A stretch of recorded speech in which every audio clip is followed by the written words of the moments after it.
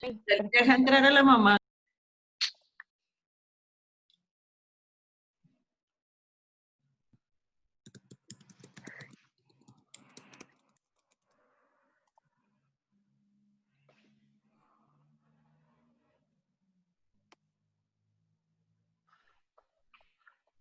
Hola Jimena y Amelia, ¿cómo están?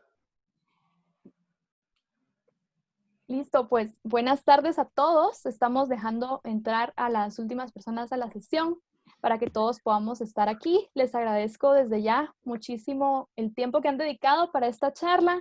Es un sábado por la tarde y es maravilloso ver tantos rostros aquí conectados. Mi nombre es Jocelyn Pinto, yo trabajo como curadora en FUMBA. FUMBA es la Fundación Nacional para las Bellas Artes y la Cultura en Guatemala y pues también es la fundación que está organizando y patrocinando esta charla para que todos podamos estar acá. Les estamos transmitiendo hoy desde Guatemala, desde México y desde Colombia. Entonces, estamos conectados aquí, nosotros tres desde estos lugares y todos ustedes desde otros lugares. Quiero contarles brevemente algunas pequeñas reglas para que la conversación pueda fluir de mejor manera. Si alguno tiene que desconectarse y volverse a unir, yo estoy aquí monitoreando para darles acceso a todos. En este momento todos tienen sus micrófonos apagados y les pediríamos que los mantengan así hasta que puedan hacer una pregunta. Y si tienen alguna pregunta que quisieran hacer, les agradecería que nos pudieran escribir la pregunta por el chat para evitar que como somos tantos, todos interrumpamos al mismo tiempo. Entonces, escríbanme las preguntas en el chat y cuando sea oportuno haremos esas preguntas durante la conversación. Entonces, les cuento brevemente que FUMBA es una fundación en la ciudad de Guatemala, específicamente en Antigua Guatemala, que es un pequeño pueblito de Guatemala. Somos una fundación dedicada a la preservación, la conservación y la investigación del arte, sobre todo del arte guatemalteco. Y pues tenemos aquí el placer de poder conversar con un artista guatemalteco sumamente importante para la región, para el arte y para el tiempo en el que vivimos, que lo llamamos contemporaneidad. Y estamos hablando de Darío Escobar. Entonces, nos vamos a conversar con él, con la intervención de una maravillosa profesional, Julia Buenaventura.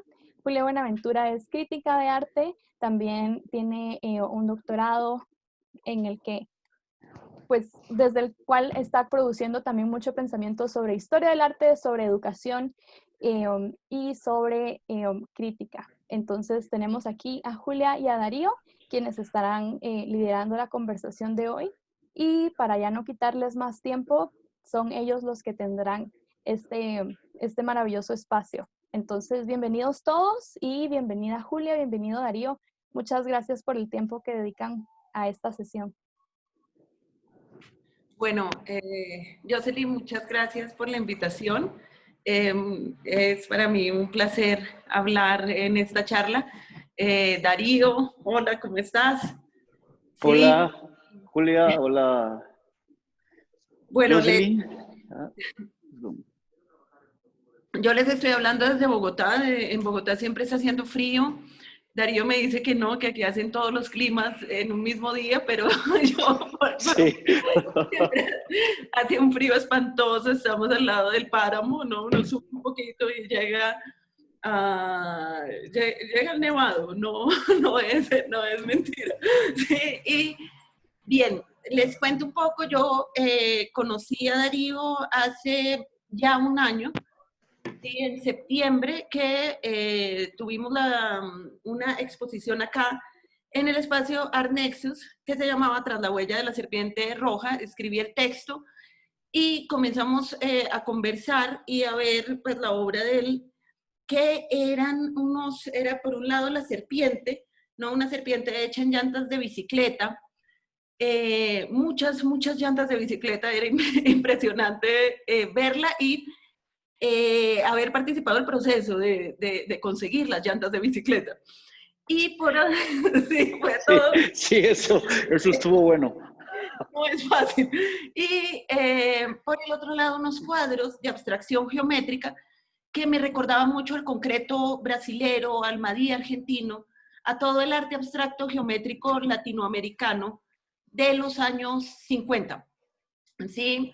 Y estos cuadros bellísimos, grandes, de triángulos rojos, estaban hechos con un óxido de mercurio.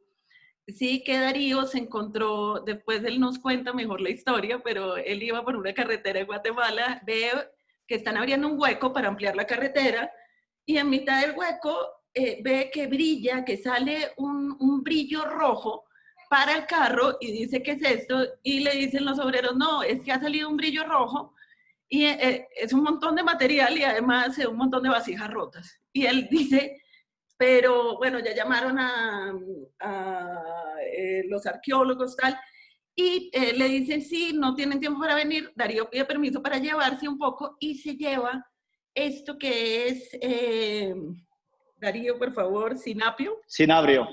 Cinabrio, cinabrio, ¿no? Cinabrio. Cinabrio, que es un pigmento ancestral maya, ¿sí? Que es óxido de mercurio, ¿sí? No, es bastante tóxico, y hace esta abstracción geométrica con un pigmento ancestral maya. Entonces une dos tradiciones latinoamericanas. La moderna, que es la tradición de Brasilia, la que construyó el sueño, la utopía latinoamericana de comienzo de la segunda mitad del siglo XX, y lo ancestral. Y ahí yo vi una cantidad de sentidos tejidos en esa obra muy, muy fuerte, y le dije, Darío, tú tienes un pensamiento barroco. No, pero no solamente por el vaso de McDonald's. De hecho, no sé si conocen el vaso de McDonald's, después lo mostramos. Sí, me imagino que sí, pero no solamente por haber tenido mucha obra con el barroco en sí, sino porque era un pensamiento en donde lo paradójico se unía. Esto es la contradicción barroca, ¿sí? Que es muy propia de Sor Juana Inés de la Cruz, ¿sí? Muy propia del astrónomo Sigüenza y Góngora, y que es la contradicción en donde uno junta forma con contenido y además dice una cosa con su contrario. ¿Sí? Entonces la modernidad geométrica se abría con esta contradicción y era precioso, precioso. Entonces, bien, digo esto porque así conocí a Darío, hablamos un montón de Sor Juana, ¿sí? Sí. Hablamos de Sor Juana y hablamos de Brasilia y hablamos del pasado maya. Y bien, Darío, entonces para mí es un honor estar acá, es una felicidad muy grande, además porque estoy desde Bogotá, ¿no? Que nosotros tenemos nuestro pasado, nuestra incursión también en la abstracción geométrica, sí, con Negret, con Ramírez Villamizar, con el pasado Chibcha, sí, que fue muy importante acá en Bogotá. Y bien, entonces Darío, dejó de hablar tanto, pudiera extenderme un montón. Y, ¿cómo estás? ¿Cómo te ha ido? ¿Dónde estás? Muchas preguntas juntas. Antes que nada, Julia, gracias por tomar tu tiempo para aceptar esta conversación. Gracias a Pumba y a Jocelyn por haber maquinado esta idea. Eh, Siempre estos espacios que se abren son una excusa para poder poner sobre la mesa todas estas ideas donde uno ha venido trabajando en los últimos años y poderlas sacar a luz para ver qué reacciones tienen, porque pues no es lo mismo ver una obra que enfrentarse a todas las motivaciones que dieron pauta para su realización. Estoy en México, en mi taller de México. Estoy desde enero acá. No puedo volver a Guatemala, no puedo salir a ningún lado, así que es un buen tiempo para poner un poco en orden las ideas. Me gustaría empezar diciéndote en relación a todo lo que has dicho, que por cierto me parece una lectura bastante atinada de tu parte, porque sí, a mí siempre me ha interesado, mi trabajo siempre lo he visto, mejor dicho, desde una conversación con la historia del arte universal desde un país como Guatemala. Para mí es muy importante esta conversación porque pareciera ser un argumento que está pendiente. A mí me pareció muy interesante cuando yo empecé a trabajar en el tema del arte, cómo un país como Guatemala pertenecía dentro de términos occidentales a una cultura súbdita, teniendo como antecedente que las culturas prehispánicas, sobre todo la cultura maya, es una de las 5 culturas civilizadoras del mundo. Solo fue una de las 5 culturas que desarrolló un sistema de escritura, que desarrolló un pensamiento complejo y un sistema completamente científico para poder entender los fenómenos a su alrededor. Y decía, pues qué curioso que antes de que corrieran los caballos en Texas, pues en Guatemala había arquitectura, había pensamiento, había poesía. Así que siempre me pareció como muy pertinente elaborar que mi obra fuera una conversación con esta historia del arte, contraponiendo grandes parámetros, por ejemplo, ¿quién define lo popular y lo culto? ¿Quién define la belleza y la no belleza? ¿Cómo se definen estos aspectos desde una posición como la mía? Y de ahí parte mi cuerpo de trabajo que, haciendo cuentas, ya he estado en esto más de 23, 24 años. Sí, y todo esto, bueno, en tu obra, ese diálogo, no, porque nosotros, yo no sé, yo dicto historia del arte latinoamericana, sí, la dictaba en Brasil, fue una pelea explicarles a los brasileros, no sé si hay brasileros acá, sí, pero fue toda una discusión si ellos eran o no latinoamericanos, sí, era muy fuerte. Esa, Eso es bien complejo, ¿no? Porque primero definamos el término. Viene, pues, aparte de todos los movimientos de investigación franceses del 18, y era una forma reductiva de organizar un grupo bastante amplio y con poca intercomunicación entre sí. Pero, ¿a qué conclusión llegaste? Pues no, si yo no meto el concreto brasilero y el modernismo de Tarsila en mi programa de historia del arte, se me cae la estructura. Claro. O sea, no era un problema, no era que ellos me contestaran si sí o si no, era un problema estructural del programa, ¿sí? Del manifiesto antropófago, cómo se podía relacionar con el muralismo mexicano y por ahí seguía. Pero esto me interesa mucho porque Darío dice que está o sea, viendo la historia universal, sí, que siempre es supremamente, tiene el diámetro del ombligo de los europeos, desde Total. Guatemala, ¿no? Sí. Y entonces es ver inmediatamente uno comienza a hablar de historia desde aquí, cuestiona la historia. O sea, sí, y tiene que preguntarse los parámetros y el canon. ¿Quién decide qué es culto y qué es popular? ¿Quién decide qué es lindo y qué es feo? ¿Quién decide qué es arte y qué no es arte?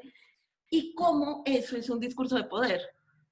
De Sí, hecho, para mí es muy importante todos esos factores, porque cuando empecé a trabajar a finales de los 90, desarrollé un grupo de obras que lo que ponían era en evidencia las fragilidades de esta forma de control, porque empecé a trabajar toda esa basura que llegaba y que inundaba las calles de Guatemala como productos exitosos.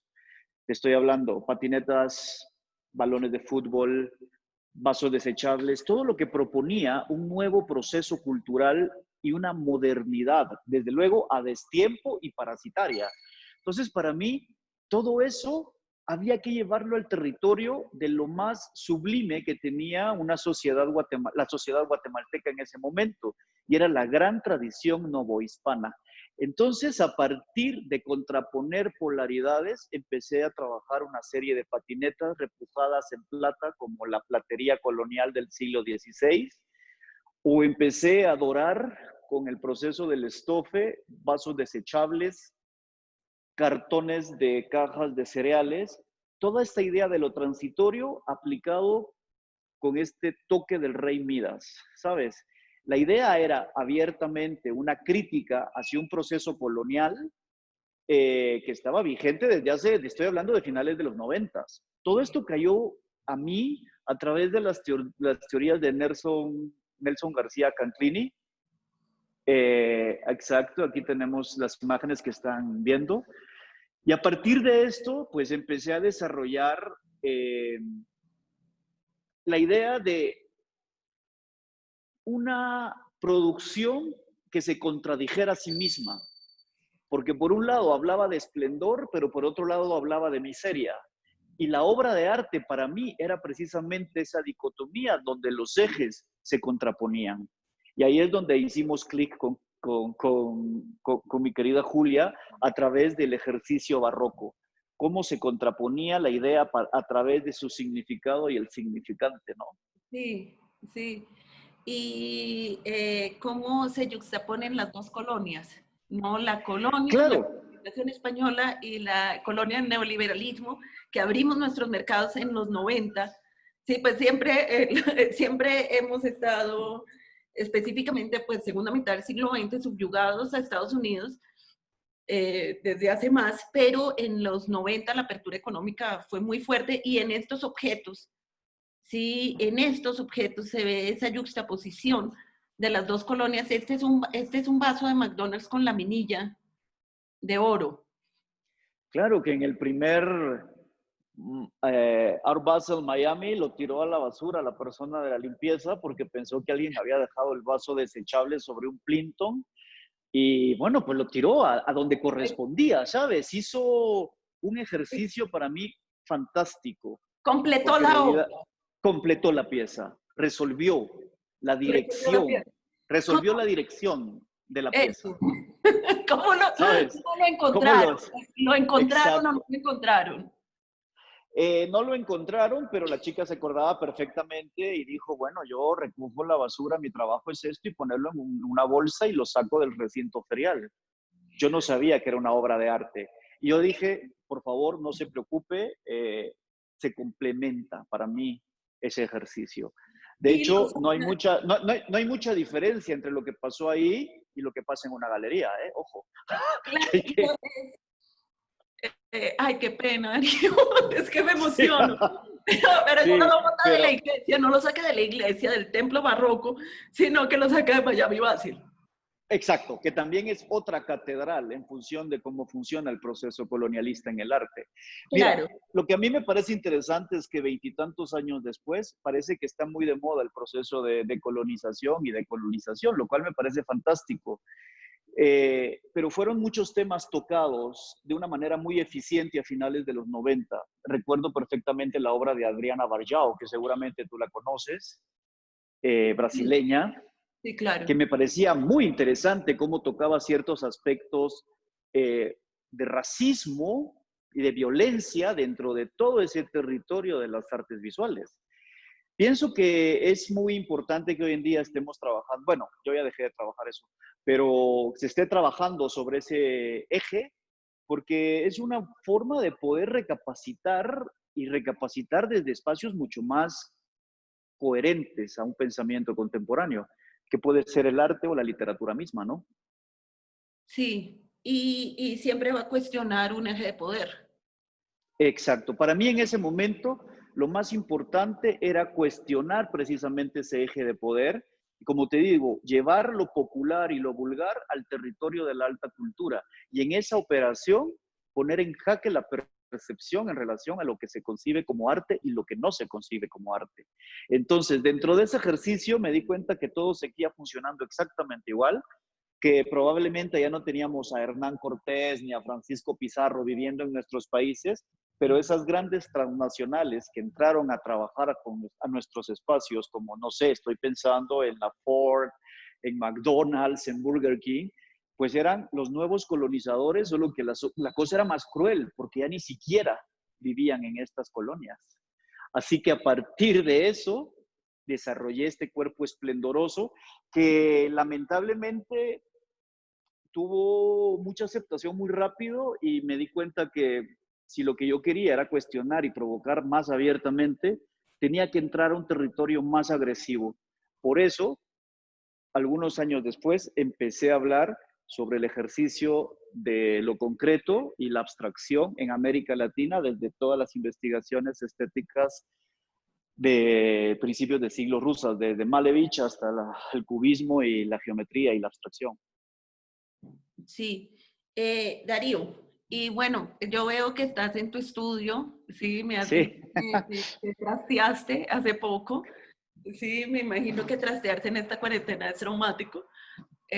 Pero quiero que, no sé, pero quiero que nos muestres un poco ese espacio en el que estás y que esto se vuelva un poco visita, estudio, ya que Ah, vamos a aprovechar lo virtual, ya que no podemos estar claro. cara a cara, Mira, pues.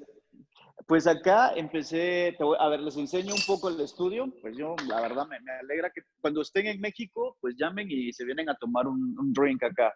Eso. Mira, en realidad estoy trabajando en una serie de trabajos que hacen una conversación abierta con el trabajo de un artista que a mí me interesa mucho, Matthias Gerritz, un artista de origen alemán que trabajó en México durante muchos años, que tuvo problemas muy grandes con los muralistas porque Matthias Gerritz hablaba de un proceso de liberar al arte de ciertas connotaciones y responsabilidades.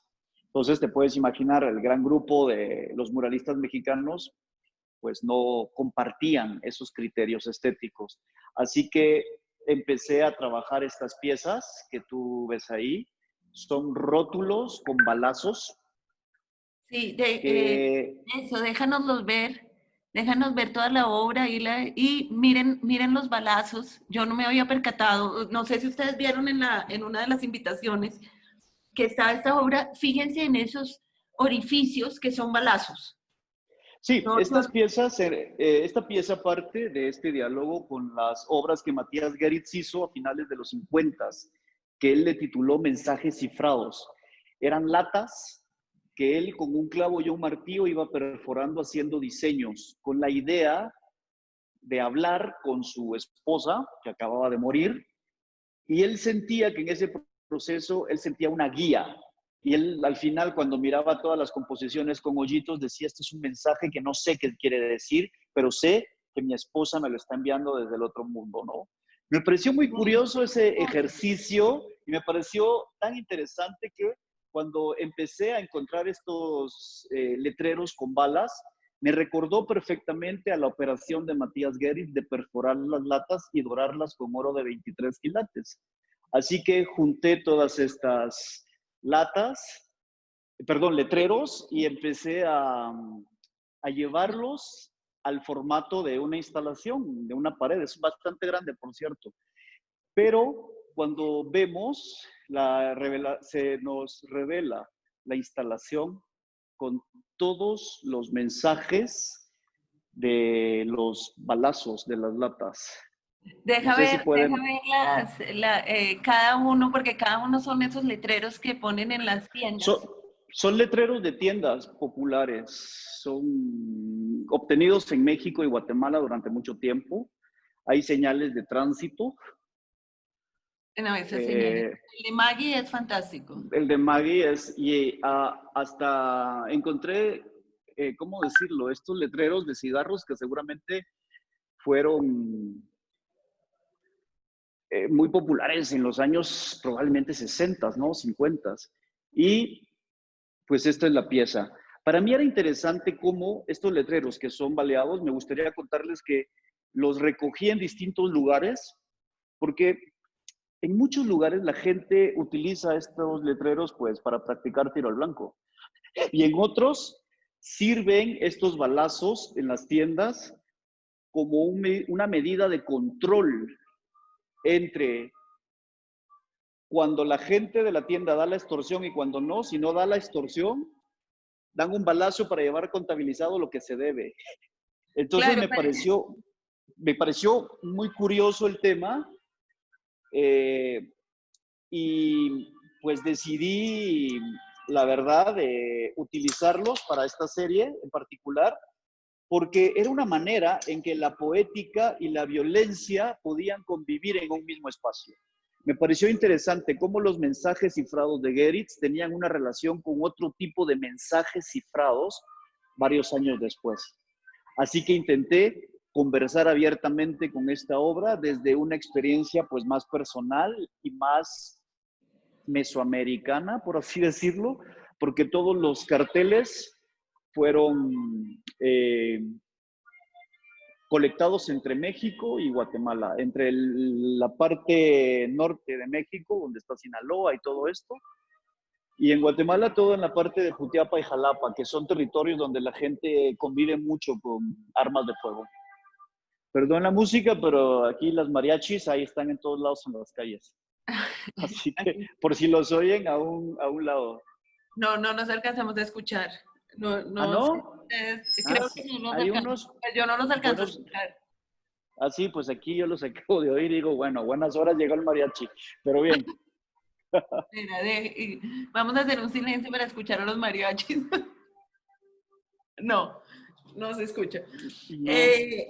Bueno, algo muy como la sensación espacial de la obra, ¿no? Tiene un como anverso y reverso, como un positivo, un negativo. Eso es muy interesante. Yo solamente la había visto por el lado dorado, ¿sí? Y cuando Darío me mostró el otro lado me quedé sorprendida. Y lo de Sí, los... la obra tiene ese ejercicio de polaridad prácticamente, ¿sabes? La idea es precisamente seducirte con este proceso casi espiritual que genera el dorado, como las obras de Matías Geritz, que parten precisamente de la tradición barroca mexicana, que también me hacen una conexión con mi primera producción de hace más de 20 años y decidí que era realmente un ejercicio saludable retomar todos estos temas con los cuales yo me había formado y repensarlos 20 años después, pero sin esa idea de ilustrarlos, sino de profundizar en el pensamiento y generar segundas lecturas. Que uno de los problemas que tengo con el arte que se produce actualmente es que se ilustra demasiado y se reflexiona muy poco.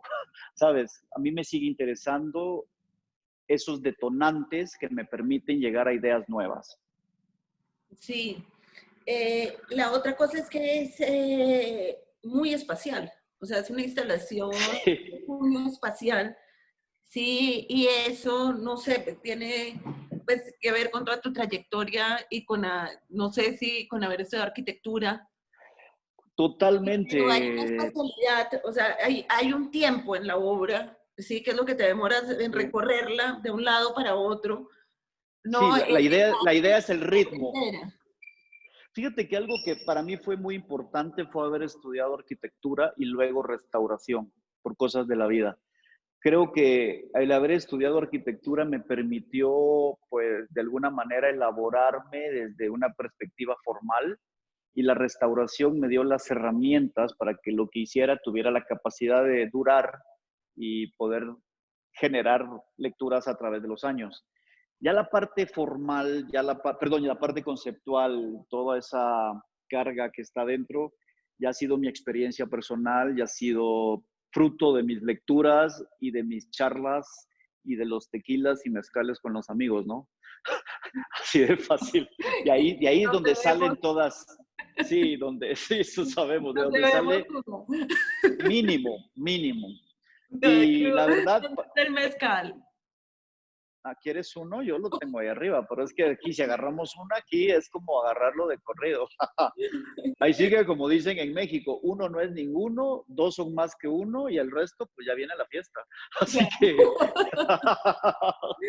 no, pero es muy interesante, ¿sabes? Creo que mi formación ha sido muy importante y luego debo de admitir que la mayor parte de amigos que tengo, tanto en Guatemala como en México, tienen un interés muy particular en la literatura.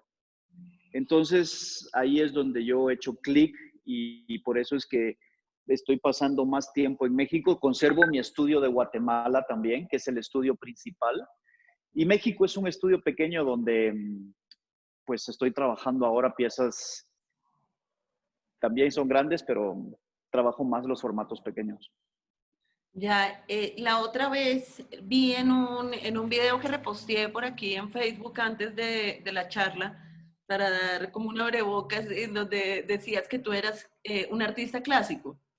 Pero como Miguel A Ángelo ver, ¿cómo es Buonarroti, eso? Porque cada vez claro, que te porque presentan, dices el artista conceptual Darío sí, Escobar, sí. entonces, ¿cómo es eso de No, pero que mira, es soy el clásico? artista más clásico que hay, porque las cosas que yo hago a nivel formal tienen por lo menos, han acompañado por lo menos a la escultura en los últimos 1000 años. Cortar, seccionar, pegar y sobreponer. Son operaciones escultóricas que han acompañado a la escultura desde sus orígenes paleolíticos hasta hoy en día. Creo que el ingrediente conceptual es algo curioso. La vez pasada en una entrevista, mi amigo Gabriel Cruz me hizo una pregunta. Me preguntó cómo me sentía yo con esa adjudicación, perdón, se me cayó algo aquí, con esa adjudicación de que me definieran como artista conceptual. Hombre, qué fuerte que pregunten eso, porque, a ver, por un lado, mi trabajo parte de un ejercicio de forma, porque yo a través de la forma encuentro el fondo. Y para mí la forma es una forma de llegar a todo lo que está profundo. Me interesan esas capas que están, porque creo yo que las lecturas en una producción artística deben de ser complejas, no para complicarlo, sino para tener una puerta con muchas posibilidades que se abren, ¿sabes? Creo que las piezas que trabajé hace 20 años que hablaban de colonialismo, de alguna manera me parece que pueden seguir siendo vigentes 22, 24 años después, 25 casi. Y eso es algo que siempre me ha interesado y llegué a eso precisamente por ese ejercicio formal y conceptual, súper amarrados uno del otro. Sí, esa es otra cosa que a mí me interesa mucho, que no hay una distancia. No sé si aquí me están viendo, espérense, dejo de compartir pantalla. Sí, que, no sé, no hay un abismo entre arte conceptual y, o sea, y arte matérico. ¿Sí? Sí, Porque si no se piensa, no hay arte, y si no se hace, solamente hay filosofía. O sea, y exacto. incluso la filosofía es matérica porque te toca sentarte a escribir y te toca conseguir una pluma y Claro, un hay un ejercicio. computador. Fíjate que creo que a mí me pareció muy revelador en el texto que escribiste para la exposición que tuvimos en la Fundación Arnexus. Fue un texto que a mí me pareció muy revelador porque logró dilucidarme muchos aspectos que me parecieron importantísimos desde pues, mis nuevos intereses en arte contemporáneo. Y fue ese interés en donde se desdibujan las fronteras entre un montón de elementos. Por ejemplo, estas pinturas que te llamaron la atención, que fueron construidas con cinabrio rojo. En realidad, me preguntó una vez una amiga que hizo una entrevista para un libro, Laura August, me hizo una pregunta y me decía, ¿cómo podemos entender un minimalismo y este formato tan eh, mínimo, valga la redundancia? ¿Cómo se conecta con Guatemala? ¿Cómo se conecta ese formato de pensamiento con un país como el donde tú vives? Y prácticamente me señala el centro histórico con mercados, gente bailando. Tú ya te puedes imaginar lo que es el centro de Guatemala. Yo le decía que en realidad el minimalismo y todo este tipo de movimientos surgen con la necesidad de encontrar un vínculo con lo espiritual. Guatemala es un país que a través del rito ha llegado a ese ejercicio espiritual. El arte Porque, minimalismo surge de un lado y la ritualidad del otro. Y a partir de los dos hay una conexión con el ejercicio de lo espiritual. Entonces, porque, para mí, como, para mí el porqué es simplemente un ejercicio de dirección de sentido. El minimalismo, cuando empezamos a ver el trabajo desde Solowit hasta Carla André, podemos encontrar una manera de entrar dentro del territorio de la espiritualidad. Cuando tú encuentras la ritualidad en todas las tradiciones de Guatemala, encuentras también esa necesidad de establecer una conversación con ese espacio, de esa forma de querer resolver y de entender el mundo desde un ejercicio un poco más complejo. ya, Probablemente ahí hay conexiones. sí, es muy interesante porque Torres García, cuando vuelve de Europa, sí, a los 60 años, después de haber hecho la revista con Mondrian, Círculo y Cuadrado y tal, vuelve a Uruguay y encuentra el pasado en los incas, sí, que es de abstracción geométrica. O sea, Claro, cómo Mira, son esos a- dos elementos? totalmente. Yo, de hecho, me parece que me pasó el mismo ejercicio con esto. Y a partir de eso, no sé, me gustaría que habláramos un poco de esta serie de obras que trabajé a partir de las puertas de los camiones, Sí. desde donde se conecta precisamente todo lo que hemos estado hablando los últimos 5 o 10 minutos. Hay una conexión específica con ese formato de Tú, representación. tú tienes una puerta ahí, ¿no es cierto? Sí, sí, casualmente la tengo. Vamos a Bueno, verla. entonces vamos a verla. Vamos a hacer Vuelvo el otra tour. vez a darles el tour por el estudio. Eso me parece fantástico. Sí, Ven, ¿cómo mira se que hay, llama la obra de los carteles? La que está pues ahí, o sea, la que nos acabas de mostrar. ¿Tiene también se nombre llama, todavía? sí, sí, se llama mensajes cifrados también. Mensajes. ¿Y cómo se llama la obra de Goeritz? ¿Te acuerdas?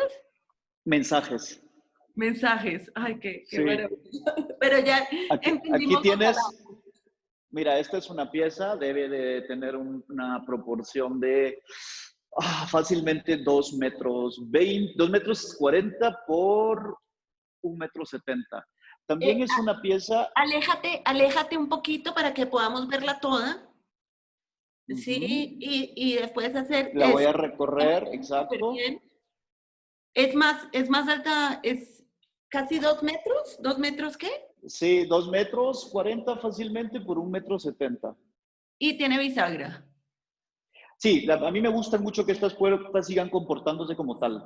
Lo que a mí Ya, me interesaba de esta pieza es cómo a través de un ejercicio casi cinético puedes resolver todo el panorama cromático como lo pudo haber investigado Cruz 10 o bueno, no sé, Otero, Soto. sí, o Soto, ¿no? Pero Sí, para mí los era muy proyectos son tan interesante. importantes. Exacto, cuando yo empiezo con todo este ejercicio de empezar a ver estos formatos de cómo este arte popular, Pero espérate un segundo, Darío. Explica qué ya, es la puerta de un camión. Explica cómo tú vas así, viendo los es, camiones.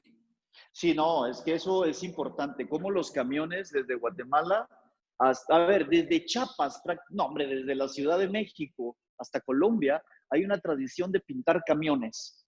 Es algo muy interesante y cuando he tratado de investigar, he llegado solo como a ciertos puntos que me dicen algunos historiadores, tener un camión era muy importante, nomás salieron porque eran muy caros. Entonces la gente los cuidaba y los personalizaba para que tuvieran, Sí, pues, era algo que querían mostrar todos, ¿no? Y me parece muy interesante porque los elementos de los camiones, que son completamente abstractos, en alguna medida tienen una conexión con los textiles de la región. claro. Entonces me parecía muy interesante que, bueno, probablemente varios años después se han perdido estos significados, pero estas obras han agarrado un significante, que eso me llamó particularmente la atención. Creo que cuando empiezo a hacer esto, empiezo a tener una relación muy próxima con todas las corrientes abstractas, porque me llamó particularmente la atención cuando empiezan los manifiestos, porque todos estos movimientos a partir del suprematismo eran bastante fuertes en su concepción. Primero te decían que la sociedad occidental había llegado a un punto tan complejo de evolución que ya no necesitaba representar la realidad porque se creaba una de por sí sola a través de esa, no, iba a decir supremacía espiritual, pero suena muy fuerte y pretencioso, pero me Pero no, recuerda un no poco, suena pero porque era así. se llama suprematismo. Por eso Suprematismo, sí, movimiento de Malevich. Sí, el pintor sí, de que cuadrado negro sobre fondo blanco. Lo siento sí. repetirlo, pero como soy profe me la pasó. Sí, pero los manifiestos de 1910, 1915, antes de la Revolución Rusa, sí, de esto, y pues no necesitamos representar solamente un cuadrado negro sobre fondo blanco Sí, ya. Sí, a mí me entonces, pareció, a mí me pareció muy interesante eso porque desde Malevich hasta los abstractos geométricos existía esa idea de segregar culturalmente la abstracción del realismo. Y de hecho hoy en día todavía existe ese ejercicio. Y lo que más me parecía interesante es que en Guatemala, México, parte de Centroamérica, no habíamos llegado a la abstracción por un exceso de raciocinio. Habíamos llegado a la abstracción por intuición, que la intuición es un ejercicio muy fuerte en el conocimiento. Entonces, para mí era muy importante contraponer todo lo que yo miraba en las calles, llevarlo a la mesa de disecciones y decir, bueno, ¿qué es culto y qué es popular? ¿Cómo definimos esos parámetros? Y para mí es mucho más provocador una puerta de un camión en un museo haciendo una alegoría a un cuadro geométrico que muchas fotografías documentales, porque aquí estás agarrando unas puertas de camión y las estás convirtiendo en un caballo de Troya para llegar a otro punto e incendiar el museo y hablar un poco sobre este derrumbe cultural que a mí me interesa muchísimo en realidad, porque me interesa dónde se ponen esas piezas a la hora de un juego. ¿Podríamos llamarlo suprematismo popular? Ah, pues fíjate, y ahí está la siguiente serie, gracias. El suprematismo Porque Malevis se popular. levanta de la tumba y nos Claro, mata. se muere, sí, no, si él Se tenía una muere otra idea vez, muy... le da un ataque cardíaco nuevamente. La siguiente, seguro. Eso le hacemos, sí, si Stalin lo obligó a pintar campesinos después de haber llegado al suprematismo, nosotros Eso fue vamos a tocar final interesantísimo, ¿no? Claro. Claro, con un fíjate que suprematismo popular. con un eso es un texto, mi querida Julia. Creo que ahí, por ahí va la historia. Pero tratando de regresar una vez más como a ponerle un eje a todo lo que hemos hablado, pues queda claro que mi trabajo es esa conversación con la historia del arte, que yo la considero muy pertinente desde un país como el mío, que se la pasa viendo afuera todo el tiempo para encontrar los parámetros donde desarrollar su cultura y no tiene la habilidad de ver adentro. Algo que tú me dijiste que nunca se me va a olvidar es que el arte latinoamericano, si tiene un sentido y si tiene una forma, es viendo sus propias raíces. ¿Te acuerdas? Sí, sí, no, y además porque si no nos vemos a nosotros mismos, no hay nada que hacer, no podemos inventar. Claro, al final me gusta esa metáfora que acabo de hablar sobre el caballo de Troya, porque creo que mi trabajo es eso, es un caballo de Troya que lleva adentro, en las entrañas, toda la perdición que hay para poder desboronar cosas. Ahora puedo entender que sí tiene un gran problema mi trabajo y es que implica a veces un poco de meterse y entenderlo y tener pues ciertos argumentos y ciertos conocimientos. No es una obra fácil de poder mostrar, ¿sabes? Es una cosa en donde es una obra, perdón, donde necesitas conocer referentes históricos, referentes poéticos y probablemente lo más importante, tener un poco de sentido del humor, que desde ahí se resuelve mucho y eso no es fácil en el mundo hoy en día. Quevedo, que es el poeta conceitista por Uf, excelencia, que yo es llamaría el máximo. conceptual, conceitista es Conceitista, sí. conceitistas, ¿sí? Los conceitistas y los Sí. culteranos. Culterano era Góngora y Góngora no tenía ningún sentido del humor. Quevedo se la pasaba riendo. Y es, bueno, Lo era que lo que se te quería decía, a los conceitistas. claro, cuando nos dice Jocelyn, oye, se inscribió mucha gente. Yo le digo a Jocelyn, ay, pues seguramente es la misma persona, fue mi mamá tratando de inscribirse ella y lo hizo varias veces, ¿no? Así que... Espero que tu mamá y creó perfiles falsos y todo para Sí, hacernos... para meterse, para meterse. No, fíjate que eso es algo que también es importante para mí, porque si tú te das cuenta, mucho del trabajo, sobre todo de la escultura contemporánea hoy en día, si tú analizas las producciones de artistas que yo respeto mucho de México, como Gabriel Orozco, como, no sé, Abraham Cruz Villegas, también tienen ese sentido del humor con el que yo me siento identificado. Creo que eso puede ser que lo traiga desde mi formación y desde mis relaciones con mis super amigos de Guatemala, que la mayoría son escritores, porque las letras guatemaltecas tienen un sentido del humor fantástico, ¿sabes? Desde Tito Monterroso hasta Arévalo Martínez, bueno, una lista de escritores que puedes entender el humor. Y la vez pasada me preguntaba alguien, ¿cómo defines el humor? ¿Qué es el humor? Pero antes me había dicho, es que a mí me gusta tu trabajo porque es cínico. Yo le decía, perdón, yo no soy cínico, porque el cinismo parte de una reacción negativa y desde el resentimiento. Yo tengo humor. porque el humor es una declaración de dignidad ante la adversidad. Si vamos a hacer una historia del arte latinoamericano, tenemos que tener mucho humor, porque estamos Si no, no sobrevivimos. en la historia. ¿Cómo? No, si No, no, no no hay sobrevivimos. otra. No Además, no sobrevivimos. a mí me parece que el tipo que menos tenía humor en la historia del mundo fue Hegel. Qué cosa tan Qué soberbia y tan... cosa, qué cosa, ¡Qué qué cosa! cosa. Dios Pero mío, sabes todo que, mucho más suave. a Todo mí me mucho gusta más suave. mucho, Y sí, a mí me aquí, gusta mucho el humor que existe en la literatura de México y Guatemala, sobre todo de los años 40.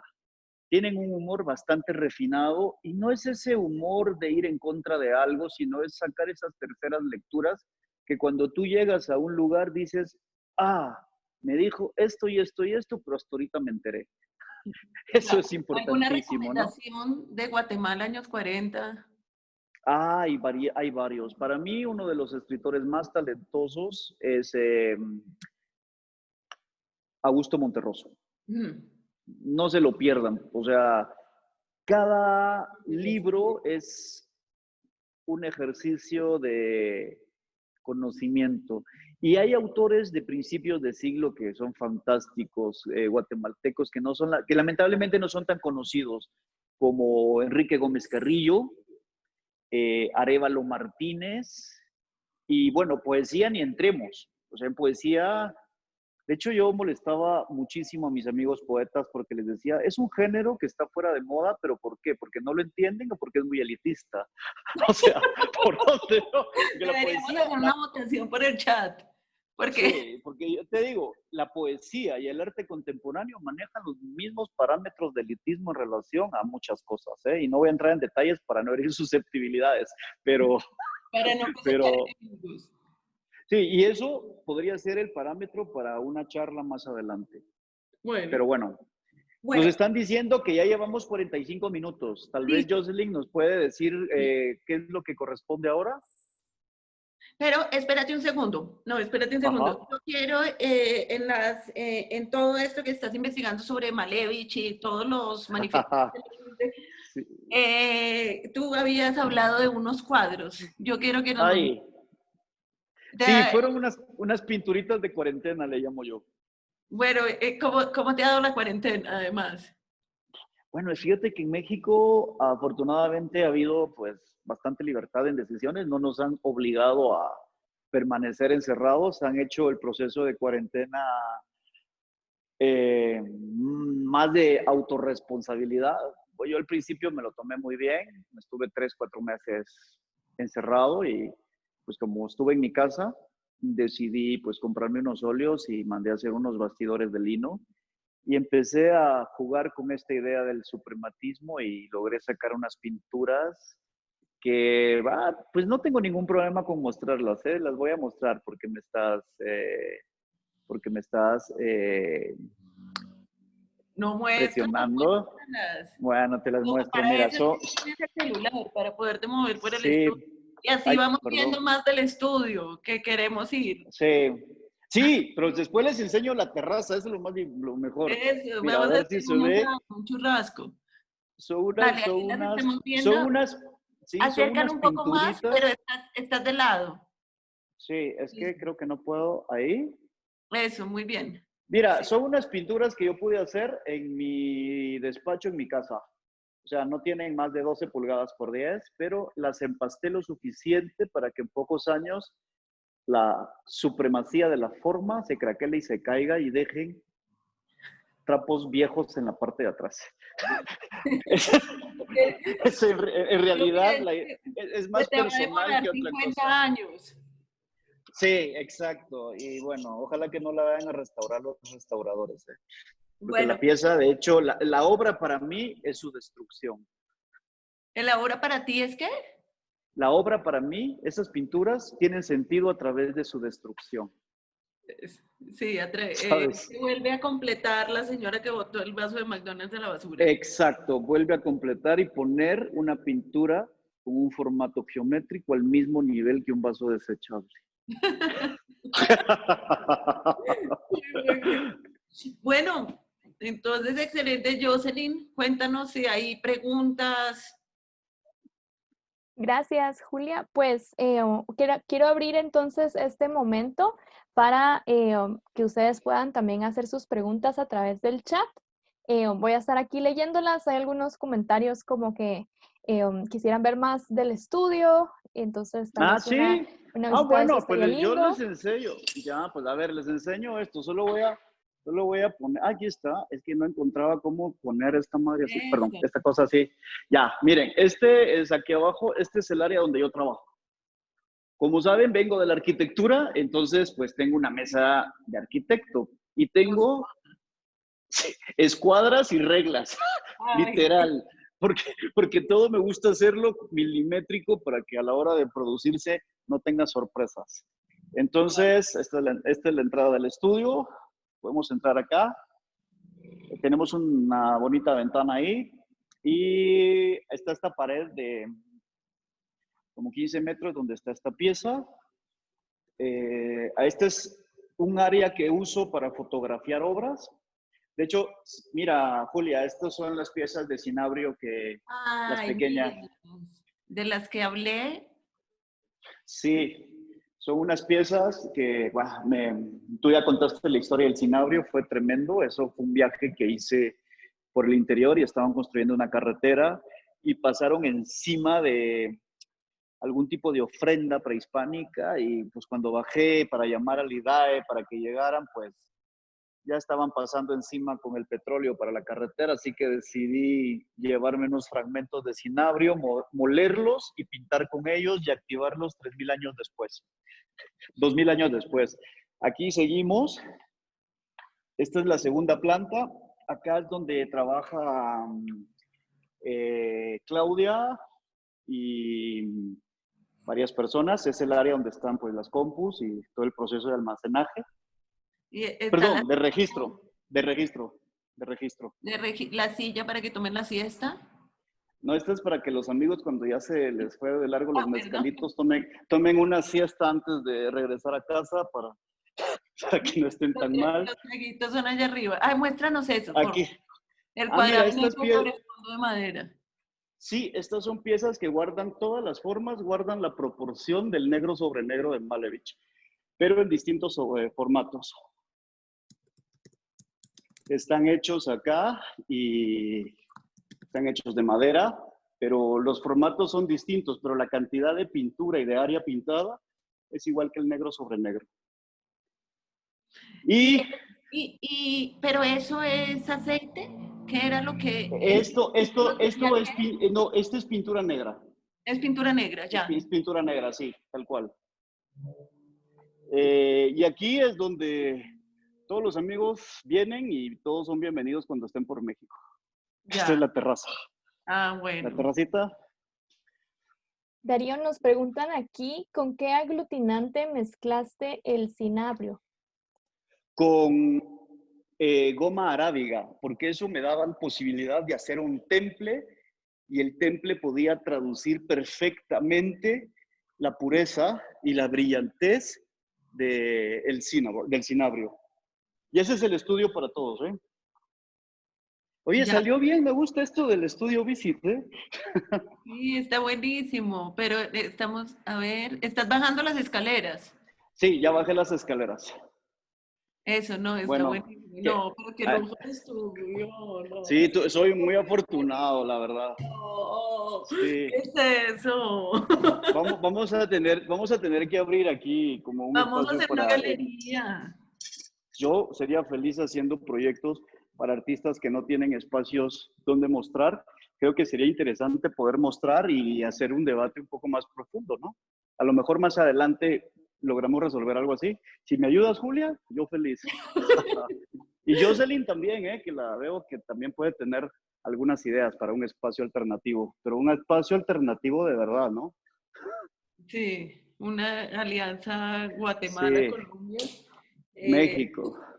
No nos Sí, des ¿alguna alas otra? que ya sabes cómo se empiezan esos proyectos. Pero Sí, tenemos ¿no? otras preguntas. Nos preguntan Ya. aquí, ¿cuál es el concepto detrás de los balones de fútbol? He tenido la oportunidad de verlas en Marion Gallery en Panamá y me parecen espectaculares. Voy Bueno, a gracias. compartir pantalla. Ya. Eh, a ver, número uno. Cuando yo empecé a trabajar todas estas piezas donde los objetos industriales tenían un comportamiento dentro del territorio de las artes visuales, era muy importante el objeto industrial y lo que esto hacía en función a reconsiderar el espacio de, de la escultura contemporánea. De hecho, hace un momento hablaba con Julia y le decía que para mí esta idea de que la escultura contemporánea, según Benjamin Buchloh, venía claramente de dos claros registros de articulación. Por un lado estaba la tradición del objeto industrial, que tiene una gran explosión a finales del siglo XVIII, y por el otro lado estaba la tradición de la escultura burguesa, confinada al territorio de las artes visuales, perdón, de las bellas artes se llamaban en ese momento, y que su espacio entraba en discusión con conmemoraciones históricas y espacios de poder. La intersección de ambos comportamientos para mí era muy importante. Entonces, para mí, más allá de encontrar un objeto y descontextuarlo en una galería, me interesaba construir esculturas a partir de objetos vulgares. Y en este caso, no hay nada más popular que un balón de fútbol. Para mí la idea de construir esculturas a partir de un objeto vulgar y popular era una manera de cambiar el concepto y tener un nuevo valor de cambio, porque el territorio de las artes visuales estaba siendo contaminado con el ejercicio del objeto, de la mercancía tal cual. Y a través de eso descubrí algo que era más importante. Si bien las producciones modernas y contemporáneas distanciaban al ser humano a la hora de la producción masiva de las cosas, ¿saben? En una maquila, un grupo de personas ponen mangas, otro grupo de personas ponen botones, pero pocas personas ven al final la camisa hecha. Entonces, en ese proceso hay una enajenación del objeto en formato de su producción industrial, pero hay una reconciliación en el consumo a la hora de adquirirlo. Entonces, para mí era importante poner estos objetos producidos industrialmente dentro de una composición que asemejara nubes y que fuera atractiva, que fuera irregular, porque era una forma de pensar la escultura como un objeto apilado de manera ordenada o desordenada en un supermercado. Espero que esto haya resuelto alguna pregunta. Sí, y a mí me pareció interesantísimo también la forma de trabajar con mercancías, ¿no? Pues todo eso que es la cadena de producción de Adam Smith, que dice muy contento Ajá. cómo él describe la forma de hacer un alfiler y dice uno estira el alambre, el otro hace la puntica, el otro hace la Sí, cabecita, y después lo unen y hay que contratar personas un poco brutas. Adam Smith, siglo XVIII. Y hay sí, que contratar personas imagínate. un poco brutas porque si no se te rebelan de hacer siempre lo mismo y terminan la revolución, ¿no? O sea, pero Adam Sí. Smith lo dice. Pero fíjate que es bien interesante ese proceso, porque Y, descubrí precisamente que en las sociedades capitalistas, bueno, en la sociedad capitalista donde vivimos hoy en día, es interesante el formato del consumo porque es bastante revelador. Yo podría decirte que coincido con Néstor García Canclini en este formato en donde las nuevas identidades se desarrollan no en función de la cultura que te dio origen, sino en función de sus adquisiciones. Es mucho más fácil encontrar la tribu de gente que utiliza zapatos Adidas o zapatos Nike que encontrar pequeños grupos de personas que no tienen afinidades. Es muy interesante cómo a nivel urbano se redefine estos parámetros culturales de, la palabra correcta sería identidad. de identidades. Sí, en Sí, esto, bueno, aquí tenemos estoy compartiendo pantalla la patineta con el signo sí, es que de estoy viendo Mercedes, de que tiene Mercedes, todo que sí, ver con lo que estás diciendo. sí, sí, exacto. Ahí se resuelve un poco eso. Hay dos identidades. Haciendo un crash. Sí, sí, un crush. Muy bien. Sí. Bueno, voy mostrando imágenes, Jocelyn. Dinos, Jocelyn, ¿hay otra pregunta por ahí?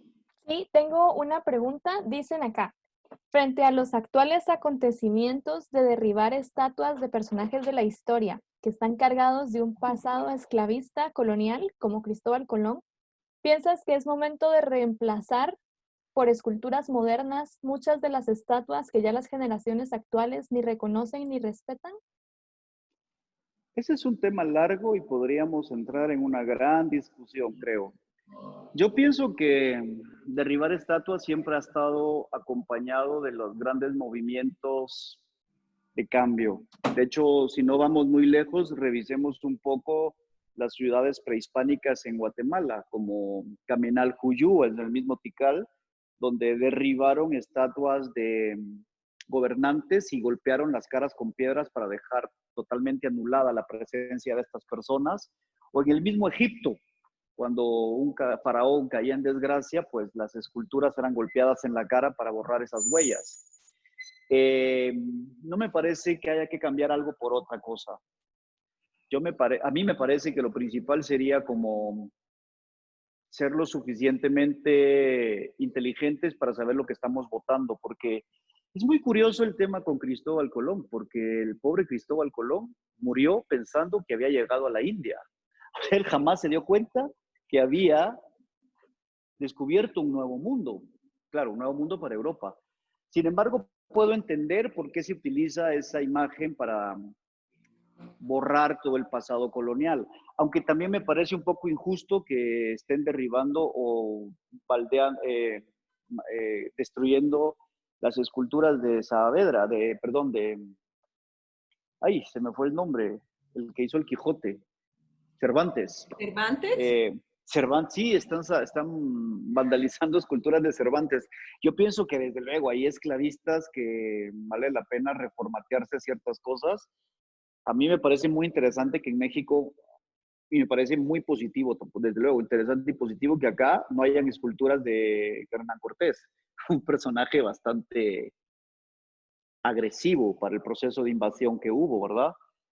Yo lo que creo es que es un buen momento para repensar la historia actual, tratar de no tener una cacería de brujas, porque creo que ya las hemos tenido varias veces atrás, pero sí es un buen momento para tener un pensamiento crítico basado en razones, en hechos históricos, y no solamente por lo que todo el mundo hace, ¿no? Desde luego que estos personajes esclavistas y todas estas cosas no son particularmente algo interesante, pero no sé, creo que en este momento específicamente hay cosas más importantes a las cuales deberíamos de prestarle atención. Sí. No sé, Julia, pregunta yo por creo que acá? tú nos puedes ayudar mucho en eso, Julia, porque tú eres historiadora y sabes Hay más que yo. Sí, hay unas paradojas muy fuertes. Por ejemplo, Rodán Sí, fue contratado por el Rodán, no contratado por el gobierno argentino para hacer un Sarmiento. Sarmiento se sí. propuso aclarar la raza en Argentina y su lema era que no sobre sangre de gaucho. O sea, matar a matar. Ouch. Sí, qué fuerte. Ahora tenemos un Sarmiento hecho por Rodán. ¿Qué hacemos? Mira, fíjate que en México, como he estado muy próximo acá, me parece que han resuelto cosas muy interesantes. Aquí hay una escultura que está enfrente del Munal que representa a Carlos III, rey de España, que antes estaba en el Zócalo. Después de la independencia lo pudieron haber derribado, fundido, hecho lo que sea, pero se trasladó a otro lugar y se puso abajo una placa donde dice claramente: esta escultura pertenecía al rey de España tal y tal y tal, se ha dejado en este lugar como muestra de la habilidad de los artesanos del siglo XVII. Entonces, estuvo bien resuelto porque hay una estatua que además tiene la habilidad de que fue fundida en una pieza, es una estatua ecuestre que a nivel técnico debe haber sido muy interesante fundir algo así en 1800 algo, ¿sabes? Pero bueno, creo que siempre, afortunadamente, el ser humano puede llegar a tener soluciones inteligentes. Así que tenemos que apegarnos a ese parámetro. Sí, sí. A mí me parece que reemplazar una estatua por otra es más de lo mismo. O sea, ahí no estamos Sí, no es diciendo más de lo mismo. ni rajas ni prestas el hacha, no estás yendo ni para el frente ni para atrás. Habría que replantearse qué es la historia y qué es el monumento. Es toda la jerarquía y el discurso de dominación que implica cualquier historia cronológica que parta de Egipto, atraviese el Mediterráneo, llegue a Roma, a Grecia, y después quede en Alemania con Hegel. Como para darle un poco de humor, dices tú, ¿no? No hay que hacer otra estatua, eso hay que ponerla de cabeza para abajo, no sé. Sí, sí, hay que hacer intervenciones, no sé. Sí. Seguramente más adelante van a pensar que los balones de fútbol o las patinetas eran lo suficientemente malos para que derribemos cualquier cosa hecha con patinetas y pelotas de fútbol, ¿no? Después llegan los extraterrestres y adoran las patinetas y los balones de Sí. fútbol. No, total. ¿Hay algo más por ahí, mi querida Jocelyn, Sí, tenemos más preguntas. Se nos vinieron un montón ahorita. Se las voy a hacer. A ver, dice, desde tu punto de vista, ¿de qué manera crees que puede unirse la escultura contemporánea con lo ritual originario, entendiendo el quiebre resultado de la colonización? Que creo lo lograste muy bien en la obra de Quetzalcóatl. Gracias. Mira, esto para mí es importante porque cuando empiezo una serie de trabajos relacionados con escultura y con ese diálogo con la historia del arte, me di cuenta que habían modelos escultóricos bastante pertinentes y bastante importantes que desde luego yo no era nadie para revitalizar, pero sí desde una perspectiva artística y desde una curiosidad innata me tomé la libertad de tomar. Y uno de ellos era toda la tradición de la serpiente emplumada, que en México se llamó Quetzalcóatl, en Guatemala Cucumatz, y había un formato, pero tremendo, de representaciones. Para mí era importante encontrar un modelo que tuviera esta misma respuesta 2500 años después. Replantearme ese formato que decíamos desde la espiritualidad y desde la práctica de un arte minimalista es importante a la hora de querer conversar y a la hora de querer replantear espacios más complejos de pensamiento. A mí me parece que en algunas sociedades, pues estoy pensando en la sociedad norteamericana, era importante el movimiento minimalismo porque a través de ello se pretendía inyectarle al arte un espacio y un ejercicio mucho más espiritual. Nosotros ese campo dentro de nuestras culturas prehispánicas lo tenemos exactamente intacto, es a través del rito. La ritualidad es una forma de entrar a espacios sagrados y lo sagrado pues tiene mucha connotación dentro del ejercicio artístico, pero no entendamos sagrado como ese espacio intocable o ese espacio eh, prohibitivo. Para mí lo sagrado es un espacio mucho más complejo a la hora de rehabilitar un espacio cultural que es donde entramos en el formato de la cosmovisión. Ahora, yo prefiero llamarle al proceso colonial como un proceso de invasión, porque en realidad eso fue lo que es lo que fue y todos somos pues parte de ese ejercicio.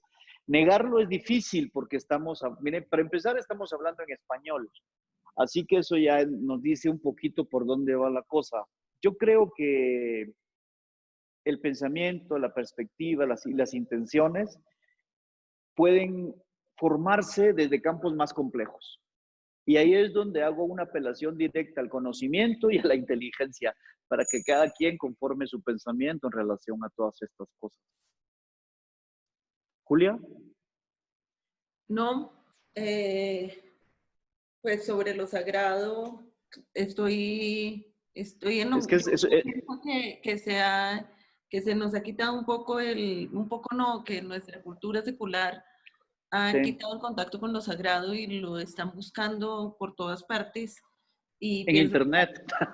En internet, pero que es un problema. Eso me parece un problema porque lo sagrado es la totalidad y me parece que el arte es una puerta para comprender el sentido. No vamos a Totalmente de acuerdo contigo. No vamos a comprender la totalidad porque estamos en un mundo segmentado, o sea, nuestra condición humana es segmentada, pero tenemos que encontrar vías para eso, ¿no? Las paradojas, la contradicción es una puerta para lo total. Sí, Son sí, atisbos, es el total, brillo estoy del final, completamente, es el brillo. sí, es el brillo, sí, estoy completamente de acuerdo para ti. Lo sagrado es algo más complejo, más profundo, y el arte en realidad puede ser una puerta nada más.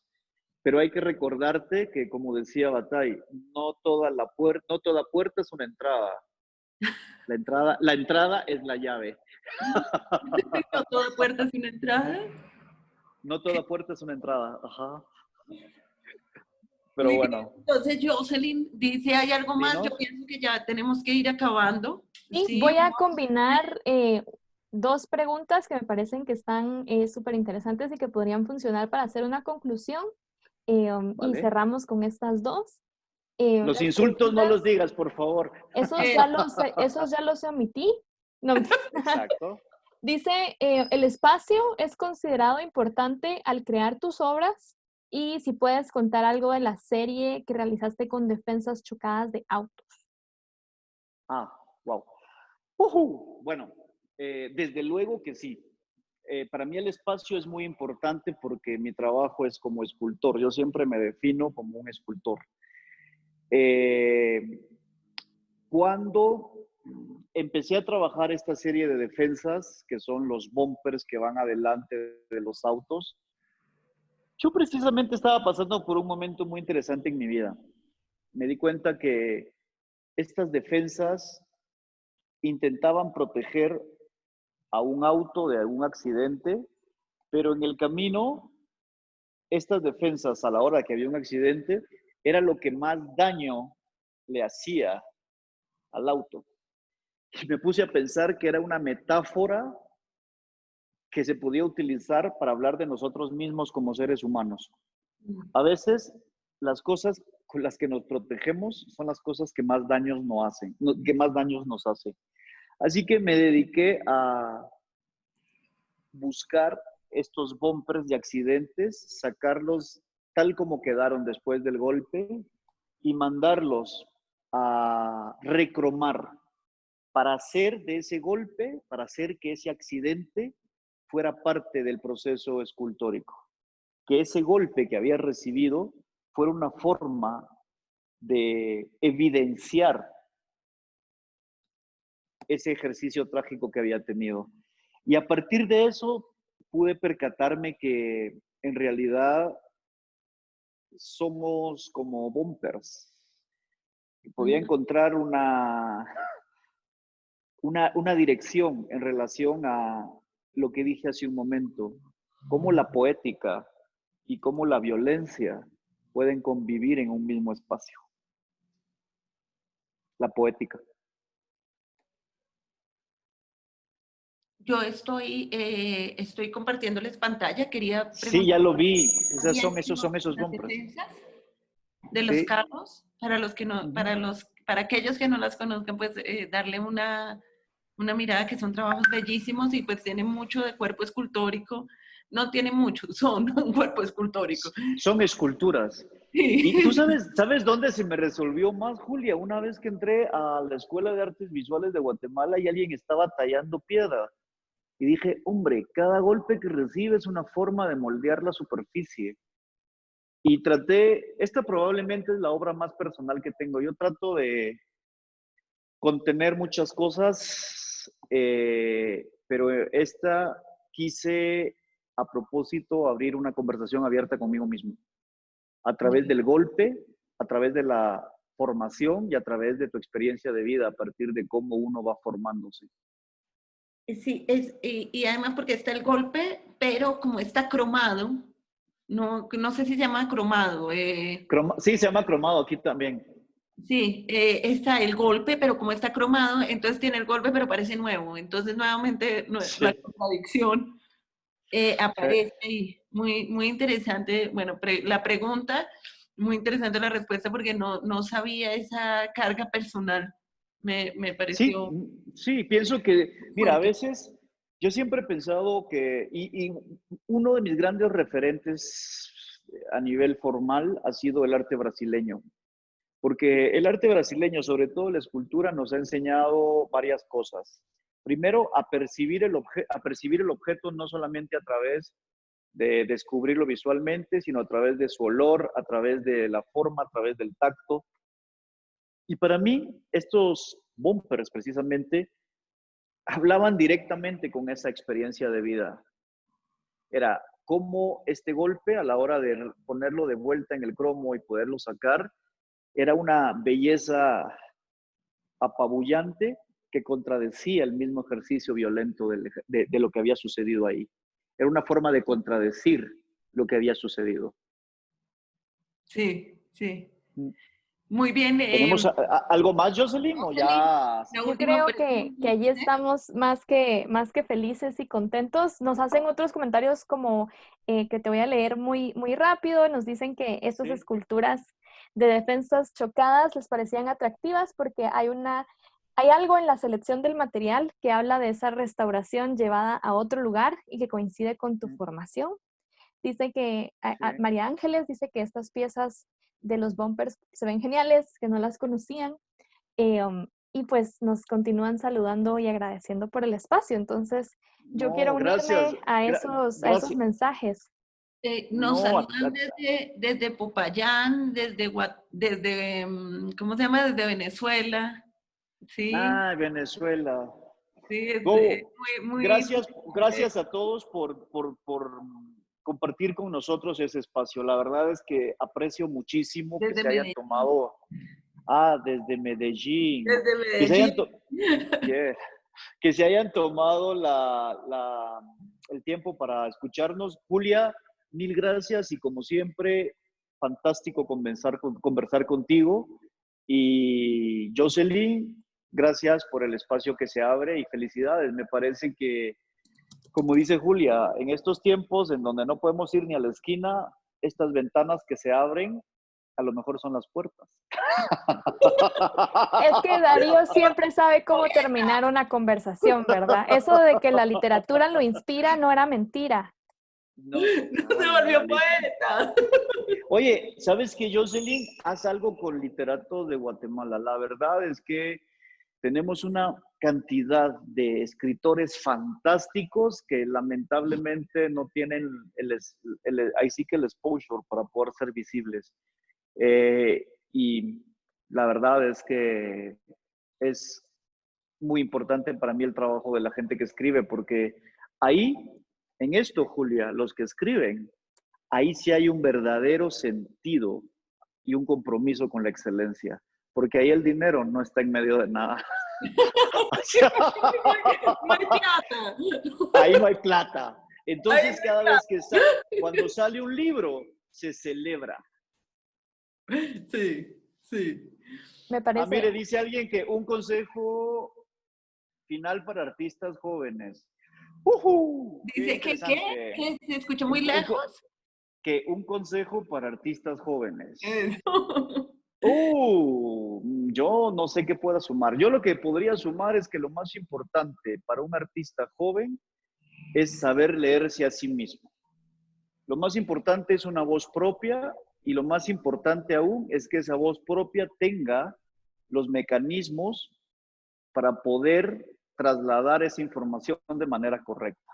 Y eso lo hace la experiencia y la educación. Yo jamás he conocido a alguien que tenga la habilidad de haberse muerto por saber.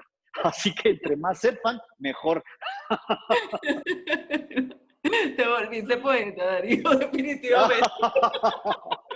No, no, gracias a todos una vez más. Ha sido un placer. Julia, nos vemos pronto. Espero cuando se acabe Sí, esto. Tenemos un proyecto entre manos.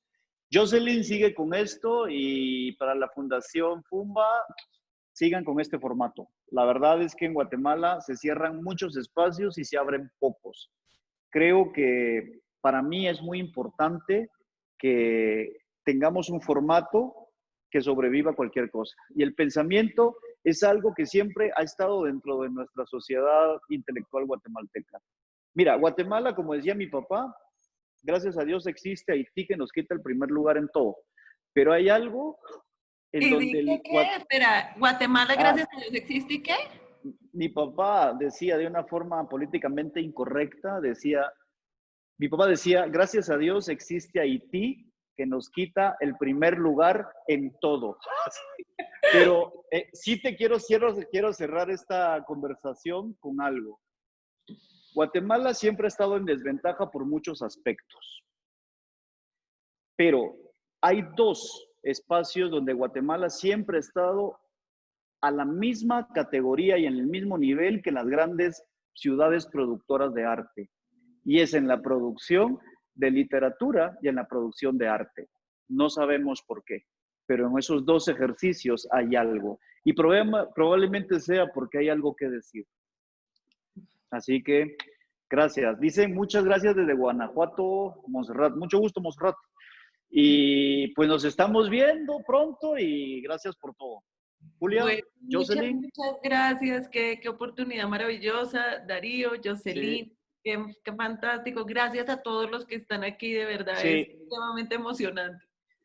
Y en serio, contáctense cuando vengan a México. Siempre hay un tequila para... No, mezcal. Ya aprendí. No es tequila, porque el Pues, tequila te deja un... No, el mezcal. El mezcal. opa, Ok. Me encanta que Bueno, México ya te haya dejado ahí sus lecciones. sí, fíjate que da menos resaca que el Zacapa. ¿El qué? ¿Cómo es que es Que el el Zacapol? Zacapa Centenario es el ron de Guatemala. Ah, yo quiero. Sí, es muy rico, pero la moderación, hasta con moderación. Oye, Hasta Darío, luego. Gracias, Sí, Darío. chao. Gracias, Julia, por todo su tiempo. Se los gracias, A agradezco. ustedes, gracias. gracias. Gracias Chao. a todos por conectarse. Voy a dejar la sesión Sí, abierta para dejarlos salir a sus ritmos, a sus tiempos. Muchísimas listo. gracias por todo esto. Adiós. Gracias.